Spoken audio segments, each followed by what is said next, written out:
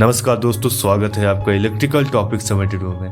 तो दोस्तों आज का वीडियो बेहद खास होने वाला है। हाँ दोस्तों, आज के इस वीडियो में हम बात करेंगे कि बिजली का झटका लगने से इंसान की मृत्यु क्यों हो जाती है, आखिर इसके पीछे का राज क्या है। जब इंसान करंट के संपर्क में आता है तो उसके शरीर में एक्टिविटी क्या होती है, इन सारी चीजों का वर्णन इस वीडियो के अंदर किया जाएगा। और हाँ दोस्तों, ऐसे ही बेहतरीन टॉपिक पाने के लिए चैनल को सब्सक्राइब कर लीजिए। समझ रहे हो आप? आइए दोस्तों वीडियो को शुरू करते हैं। आइए दोस्तों, इस टॉपिक को समझने से पहले सबसे पहले बात करेंगे करंट क्या है। दरअसल करंट वास्तव में इलेक्ट्रॉन का मूवमेंट होता है और यह कुछ जरूरी सिद्धांत पर काम करता है। जैसे जब सर्किट कंप्लीट होता है तो करंट बहता है। करंट हमेशा कम बाधा वाले रास्ते को चुनता है। एक उदाहरण से समझते हैं, जैसे एक आदमी घास के बजाय फुटपाथ पर चलना पसंद करता है क्योंकि वह रास्ता आसान होगा। इसी प्रकार दोस्तों, आपको समझ में आ गया होगा कि करंट का मतलब इलेक्ट्रॉन का फ्लो होना। किसी भी इलेक्ट्रॉनिक या इलेक्ट्रिकल डिवाइस को चलाने के लिए इलेक्ट्रॉन्स को उसके इलेक्ट्रिकल सिस्टम में फ्लो कराना पड़ता है। आइए दोस्तों, अब समझते हैं मानव शरीर को करंट कैसे लगता है। दोस्तों, आपने ओम का नियम तो पढ़ा होगा।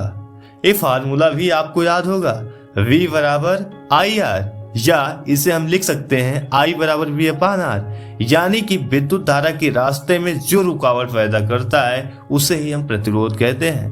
दोस्तों, हमारे शरीर का भी कुछ प्रतिरोध होता है, लेकिन यह फिक्स नहीं होता। शरीर का प्रतिरोध अलग अलग भाग में होता है। अब एक उदाहरण से समझते हैं। मान लीजिए कि आपका शरीर गीला है और आपने 220 वोल्ट की सप्लाई के तार को छू दिया, तो क्या होगा? आपको झटका लगेगा। आइए दोस्तों, इसे समझते हैं। अब इस स्थिति में मान लीजिए आपके शरीर का प्रतिरोध 1000 ओम है, तो लगने वाला करंट कितना होगा? इसको आइए इस फार्मूले से समझते हैं, क्योंकि हम जानते हैं करंट यानी कि I बराबर V/R यानी कि वोल्टेज बटे प्रतिरोध। तो हमारा वोल्टेज कितना है? 220। प्रतिरोध कितना है? 1000। तो 220/1000 करेंगे, जब इसको भाग देंगे तो 0.22 एम्पियर का झटका लगेगा। आइए दोस्तों, अब समझते हैं करंट से मौत क्यों हो जाती है आखिर। तो दोस्तों, बिजली का झटका लगने से हर केस में इंसान की मौत नहीं होती है। कभी कभी केवल हल्का झटका ही लगता है, इसके बाद सब सामान्य हो जाता है।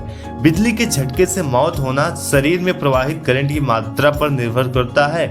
मनुष्य की मौत वोल्टेज से नहीं होती है, बल्कि करंट से होती है, और करंट मनुष्य के शरीर का प्रतिरोध पर निर्भर करता है।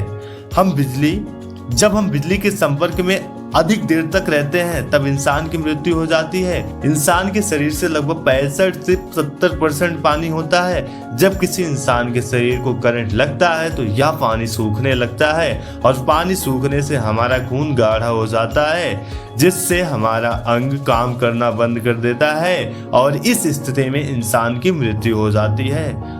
तो दोस्तों, आशा करते हैं आपको यह आर्टिकल अच्छा लगा होगा। अगर अच्छा लगा है तो प्लीज लाइक, सब्सक्राइब, शेयर जरूर कीजिएगा। मिलेंगे ऐसे बेहतरीन टॉपिक के साथ, तब तक के लिए जय हिंद।